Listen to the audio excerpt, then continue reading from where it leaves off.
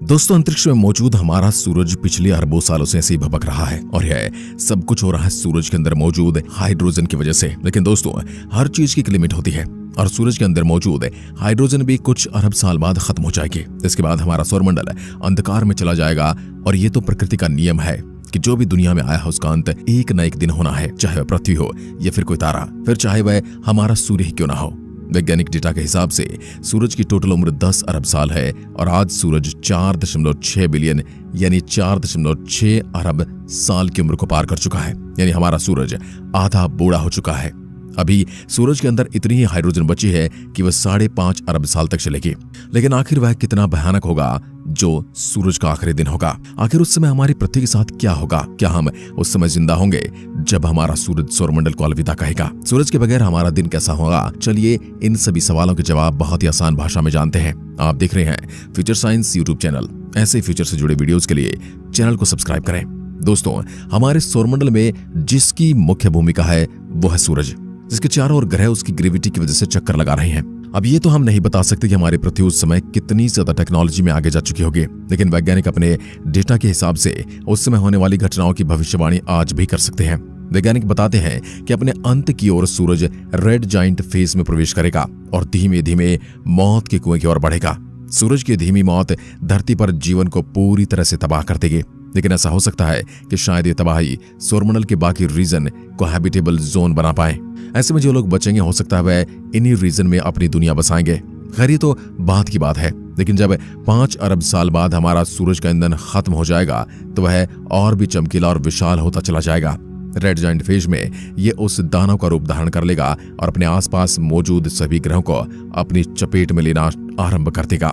सबसे पहले बुध और शुक्र इस तबाही का शिकार होंगे।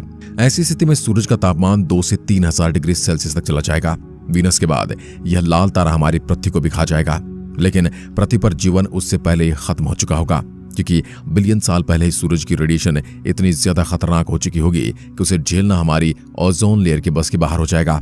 ये वो दौर होगा जब धरती पर मौजूद हर चट्टान, पेड़, पत्थर सूरज की गर्मी से प्रभावित होंगे। ग्रीन हाउस इफेक्ट की मात्रा काफी ज्यादा हो जाएगी। बेहिसाब गर्मी तापमान को बढ़ाएगी और पृथ्वी को बुरी तरह तपने पर मजबूर कर देगी। सारे महासागर सूख जाएंगे, धरती बंजर हो जाएगी, सारे वाटर बॉडीज भाप बन जाएंगी और इसी के साथ मनुष्य तो क्या, सबसे सूक्ष्म माइक्रो ऑर्गेनिज्म भी पृथ्वी को हमेशा के लिए अलविदा कह देंगे। यानी ये कहें कि अपना अस्तित्व खोने से पहले ही धरती तबाही के मंजर को देख चुकी होगी। ऐसे में पृथ्वी अपने अस्तित्व में तो रहेगी, लेकिन वह एक हैबिटेबल वर्ल्ड का हिस्सा नहीं होगी। आप ये कह सकते हैं कि हमारी पृथ्वी अपने ग्रह के स्वरूप में तो बची होगी, लेकिन अपना सब कुछ खो चुकी होगी। इस सौरमंडल के बाकी ग्रहों की तरह केवल एक बंजर आग का गोला बनकर रह जाएगी। उसके बाद रेड जाइंट फेज के शुरू होते ही पृथ्वी अपने अस्तित्व से भी हाथ धो बैठेगी। बता दें, उस घटना से मिलियन साल पहले मरकुरी और वीनस के साथ भी ऐसा हो चुका होगा। जैसा जैसा सूरज का आकार बढ़ेगा ये पृथ्वी को भी निगल जाएगा।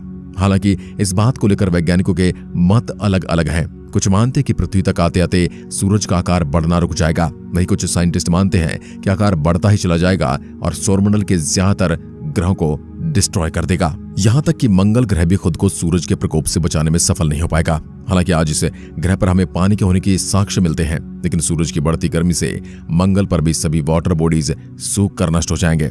शायद इस ग्रह का वो हश्र होगा जो पृथ्वी का होगा, लेकिन इस पर इंसान के बसने के सभी मंसूबे नाकामयाब हो जाएंगे। खैर, मंगल को तो पता नहीं, लेकिन कहा जा सकता है कि आउटर रिंग प्लेनेट पर जीवन रिवॉल्व कर सकता है। जुपिटर, सैटर्न या फिर इनके चांद Ganymede, Europa, Callisto, Enceladus habitable world में आ सकते हैं। इन पर एक नए रूप में जीवन की शुरुआत हो सकती है। सूरज के आकार में विशाल होने की वजह से इन ग्रहों और चांद की दूरी उससे काफी ज्यादा घट जाएगी। ऐसे में तापमान में बढ़ोतरी होगी। बर्फ के रूप में जमे हुए इन वर्ल्ड्स पर अपने पानी धीरे धीरे लिक्विड फॉर्म में आ जाएगा और धीरे धीरे माइक्रो ऑर्गेनिज्म पनपने लग जाएंगे। ऐसी जलवायु का निर्माण होगा जो जीवन को सपोर्ट करेगी और शायद वह पृथ्वी जैसी ही किसी दुनिया की शुरुआत होगी।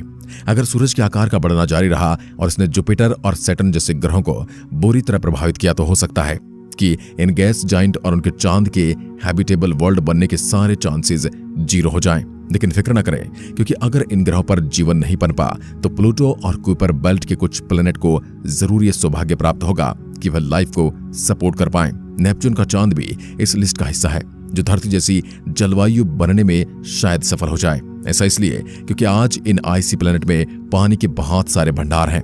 ऐसे में अगर इन पर जीवन पनपा तो इनका तापमान आज की पृथ्वी के तापमान के बराबर होगा।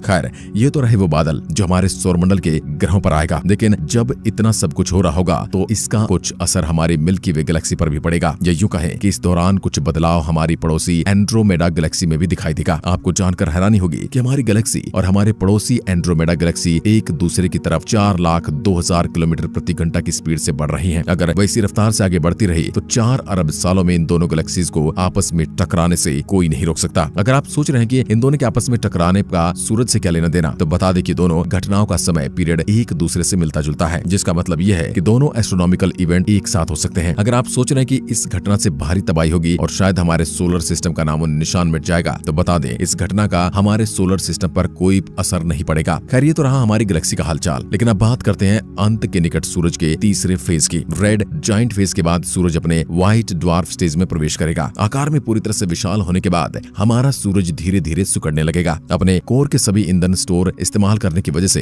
इसके पास कोई ऊर्जा नहीं बचेगी और ये धीरे धीरे अपना आकार खोता जाएगा और एक ऐसा वक्त आएगा जब ये अपने कोर से भी छोटा हो जाएगा और एक व्हाइट ड्वार्फ स्टार बन जाएगा। हालांकि सूरज का ये रूप लेना तय है, लेकिन वैज्ञानिक अब भी नहीं जानते कि सूरज इस रूप में कितना समय बिताएगा। काफी रिसर्च के बाद भी वैज्ञानिक नहीं जान पाए हैं कि पूरी तरह से ब्लैकआउट होने से पहले सूरज कितने समय तक ऐसी फॉर्म में रहेगा। अगर आप इस बात से खुश हैं कि शायद मानवता प्लूटो या टाइटन जैसे ग्रह पर शायद अपना अस्तित्व बरकरार रख सके और खुद के लिए हैबिटेबल वर्ल्ड का निर्माण कर पाए, तो यहीं पर रुक जाइए, क्योंकि रेड फेस जाइंट में जो वातावरण इन ग्रहों या चांद पर निर्मित होगा वह सूरज के व्हाइट ड्वार्फ स्टार फेज में प्रवेश करते ही छूमंतर हो जाएगा। धीरे धीरे इन ग्रहों पर बढ़ा हुआ तापमान जोर शोर से गिरना शुरू हो जाएगा। पानी के पिघले हुए भंडार फिर से बर्फ बनने लगेंगे। प्लूटो जैसे ग्रह फिर से बर्फ की समाधि ले लेंगे और जिस हैबिटेबल वर्ल्ड ने अभी सांस लेना शुरू ही किया था वो अपना दम तोड़ देगा। सूरज के व्हाइट ड्वार्फ बनते ही दरअसल सौरमंडल की सारी गर्मी और रोशनी चली जाएगी। ऐसे में किसी भी जीवन का पनपना संभव नहीं होगा। खैर, ये तो रही ग्रहों की बातें, लेकिन अब अपने सोलर सिस्टम के बड़े एस्ट्रॉइड का भी जायजा ले लेते हैं। आपको जानकर हैरानी होगी कि हमारे सोलर सिस्टम में मौजूद सैकड़ों एस्ट्रॉइड सूरज के व्हाइट ड्वार्फ स्टार बनते ही अपना अस्तित्व खो देंगे। ये एस्ट्रॉइड अपने सॉलिड फॉर्म में खोकर डस्ट पार्टिकल बन जाएंगे। जो व्हाइट ड्वार्फ स्टार अभी अस्तित्व में है उसका अध्ययन करने के बाद वैज्ञानिकों का कहना है कि इनके पास डस्ट पार्टिकल का एक गुब्बार हमें देखने को मिलता है जो एस्ट्रॉइड के वाइप आउट होने के बाद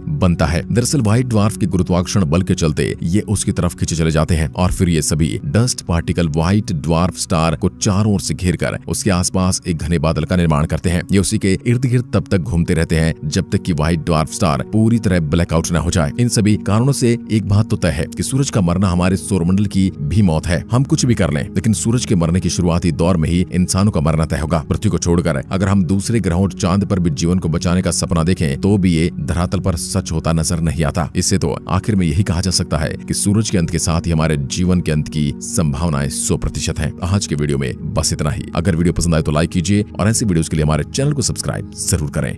धन्यवाद।